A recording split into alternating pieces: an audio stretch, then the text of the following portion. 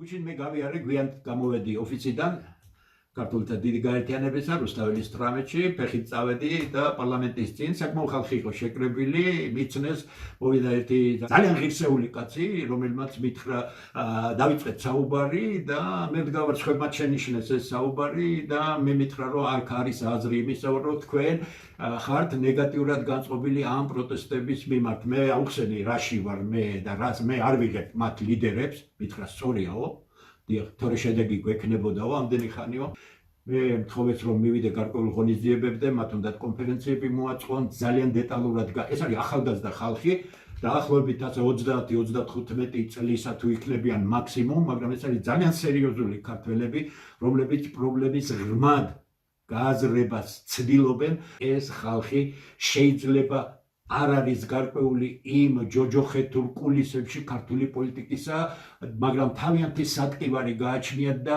ეს სატკივარი მეც მალაპარაკებს ჩვენ უბრალოდ საერთო ენა უნდა მოვძებნოთ, იმიტომ რომ სატკივარი ერთია, ქვეყანა ერთია, მაგრამ ამ წყლაპო ტელევიზიებმა, ამ ეგრეთ წოდებულმა ნეოლიბერალურმა სიბინძურემ წალეკა ყველაფერი უკანასკნელი 33 წელია. მოდი ყოველ შემთხვევაში ვთქვათ 1994 წლის მერე დაიწყო ამ სისტემო წარმოქმნილი ეგრეთ წოდებული NGO-ების ფორმირება ძალიან ჭკვიანმა ხალხმა დაგეგმა ეს ყველაფერი 1995 წლიდან დაიწყო ამ მავნებლობა მუშაობა და 30 წლის მერე ჩვენ ვხედავთ რომ საზოგადოების საკმაო ნაწილი შეყვანილია შეცდომაში და ეს ჩვენი ხალხია მე ვთქვი არაერთხელ გავიმეორებ იქ მცირე ფულს დახამებული ორგანიზატორები დარჩენებიან მარგინალურ ჯგუფებად სადაც არის მათი ადგილი ეს მეხუთე კოლონა როგორც კი სიტუაცია შეიცვლება ქვეყანაში უკეთესობისკენ თვითონ გაიქცევა ამ ქვეყნიდან იმიტომ რომ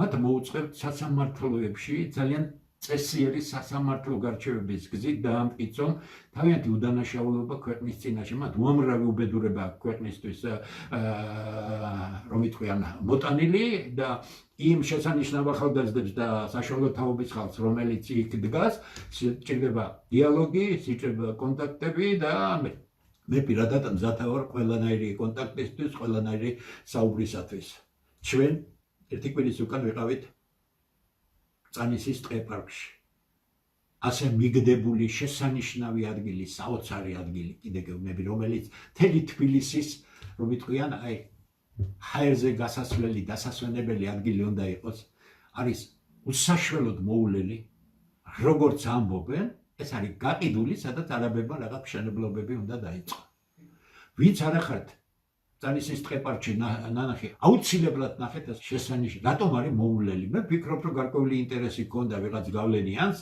და გენიათ ეროვნული შეგნება ამიტომ ეს არ არის უბრალო მატარებელი ამ ჩამპალი იდეებისა სადაც მან ახალგაზრდობის დიდი ნაწილი გაატარა და ყველა იმ სიდამპლეში გაიარა რომელიც სოროს და მის ფონდს უკავშირდება ან USAID-ს უკავშირდება და ერთი ოხერია ორი დაცაფიქრებელია, მოსაფიქრებელია, ემოციის დონეზე არაფერი არ გაკეთდება.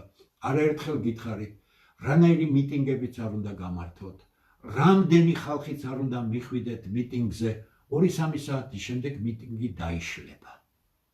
რა გავლენა შეუძლია მოახდინოს ერთ მიტინგს, ან ორ ან ამ მდგომარეობაზე ხელისუფლების აზრის შესაცვლელად. არც ერთ მიტინგს არ შეუძლია ამის გაკეთება. აბა რა შეუძლია ამას გაკეთება? ამის გაკეთება შეუძლია ერთადერთ რამეს. კარგად ორგანიზებულ არა პარტია, არა მოძრაობა. მაგათი დრო ეხლა არ არის. ეხლა საჭიროა ქვეყნის მესმეული ხალხის გაერთიანება. იმიტომ გავაკეთეთ ჩვენ ქართულთა დიდი გაერთიანება. ამით ჩვენ გიდა ეროვნული ერთიანი პლატფორმა შევქმნათ. ხარ პარტიისტორი ვინ გიშლის კაცო ღმერთმა ხელი მოგიმართოს იქნება არჩევნები. ჩვენ არჩევნები არ გვაინტერესებს. ჩვენ ეს ქვეყანა გვაინტერესებს. ამ პლატფორმაზე ყველა საღი ქართველი ერთად გამოვიმუშავებთ იმას რაც უნდა ვაკეთოთ. არჩევნები მოვა, წახვალთ თქვენი პარტიით ღმერთმა ხელი მოგიმართოთ, მაგრამ სად წახვალთ თუ ეს ქვეყანა არ იქნება? თუ უმცირესობაში იქნებით ერთმა ჩემზე რომ ესე იგი არასწორად ამბობს რომ ჩვენ ჯერ კიდევ ესე ჩვენ უმრავლესო ვართო ქვეყანაში და ზუსტად ვიცი მონაცემი 1.430.000 კაცია ქართველი დღეს დანარჩენი 2 მილიონზე მეტი კაცი ქვეყნის გარეთ 1.210.000 არის საქართველოს მოქალაქეები ოღონდ ეთნიკურად არაქართველები მე მათ არ ვარჩევ ეს მე აღარ გავიმეორებ იმ ციფრებს, მაგრამ ერთ რამეს ვისი იმედი გაქვთ. თქვენ ან დაყრუებული ხართ, ან არაფრის გაგება არ გედათ. ქართველი ქალბატონები, ფერმძიმე ქალბატონები, საქართველოს მოქალაქე ქალბატონებს შორის არის 28%. მე არ გეუბნებით იმას 800-ზე მეტი იმიგრანტი როგორ დაიბადებს, აქ და რამდენი ათასი ბავშვი იქნება რამდენიმე წლის მერე, ხო? აიღეთ საქართველოს ოფიციალური სტატისტიკა. ბოლო წლები უფრო მეტი კლდება, ვიდრე იბადება. ეხლა მე გეკითხებით თქვენ, დღეს უდარდელად გძ 10 წლის მერე ვიფიქროთ რა იქნება. მაგრამ 28% მიგრაცია არ წყდება ქართველებისა ქვეყნიდან.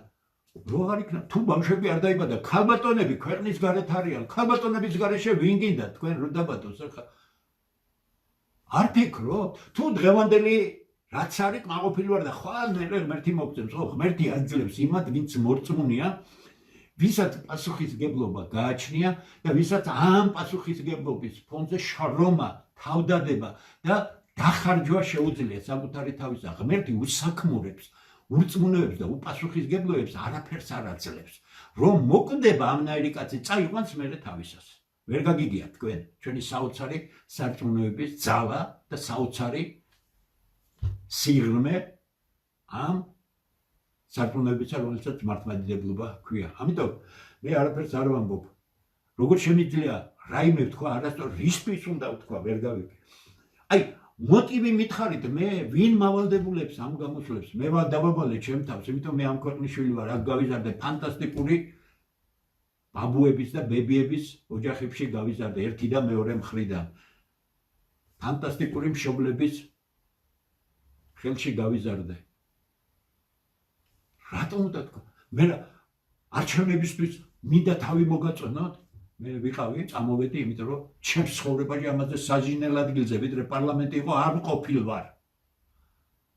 თორე ახლაც იქ ვიქნებოდი, მაგრამ მე აღარ ვიქნებოდი. ამიტომ არ არსებობს რაიმე, როგორ შემიძლია რაიმე ვთქვა, ცუდი თუ ხელისუფლება კარგს აკეთებს, ერთი დამისახელეთ, ძალიან გთხოვთ მომწერეთ. 2012 წლიდან ეს ვაი ხელისუფლება რომ მოვიდა ხელისუფლებაში, 13 წელი გავიდა ქართულ სახელმწიფოს, ქართველი ხალხის მომავალს, მისი ინტელექტუალური დონის ზრდას, ერთი ღონისძიება მაინც თუ მიუძღვნა და გააკეთა. სამაგიეროდ კორუფციაში ზიან, არანორმალური ფული იშოვეს, გამოხრეს ქვეყანა, ყიდიან ყველაფერს, განათლებას ანგრევენ, ეხლაც რაც გეგმები აქვს. თავისი შორს მიმავალი შედეგებით იმაზე უფრო უარესია, ვიდრე წარმოდგენა შეიძლება. არაფრის გაგონება არ უნდა, არაფრის მოსმენა არ უნდა ამ ხელისუფლებას, ეს ვირეშმაკული პოლიტიკა არჩეული აქვს. კიდე გეუბნებით, არ მინდა ცუდი რამე ვთქვა, მაგრამ თუ ასე გავაგრძელებთ, ქართველები დაემშვიდობებიან ამ ქვეყანას. თავში გვაუხლია ყველა ფულით მოსყიდულ, ყველა უჯიშოს, რომელიც თავისუფლებას აძლევს საქართველოს წინააღმდეგ გაამართლოს ის საზიზღრობები, რაც ჩვენ გვესმის. ამიტომ ვიფიქროთ, არაბიზაცია იმ საგარეო პოლიტიკის ნაწილია, რომელიც უკავშირდება იმას, რომ ამ მასის დაძლევა ქართველებს არ შეუძლიათ. ხას უსვა, ქართველები მცირდება, არაბებს არსად არ ეჩქარებათ, 20 და 30 წლიანი ბინადრობის ცენზი რო კონდეთ, სად ეჩქარებათ? 30 წლის მერე თითოეულა ქართველი თუ დარჩება, ასე თუ გაგრძელდა, თორე ამ ხალხს ვერ უყურებთ, რანაირები არიან? მათ შეკრებებს არ დაკვირები ხართ, მე დაკვირები ვარ. თქვენ გონიათ ესენი ქართველებივით მიამიტები არიან? არ არიან მიამიტები. ამიტომ საფრთხე უზარმაზარია, მაგრამ ეს ყველაფერი არის ერთიანი სისტემა და ეს ყველაფერი მიმართულია საქართველოს წინააღმდეგ. მეც აღარ გავაგრძელებ, აღარ გადაგყრით. დიდი მადლობა ყურადღებისთვის. შაბათს ჩვენ შევხვდებით 21 საათზე, მე კვირის მთავარ მიმოხილვას გავაკეთებ. დაგემშვიდობებით. ღმერთი იყო ჩვენი შემწე ამ წმინდა საქმეში.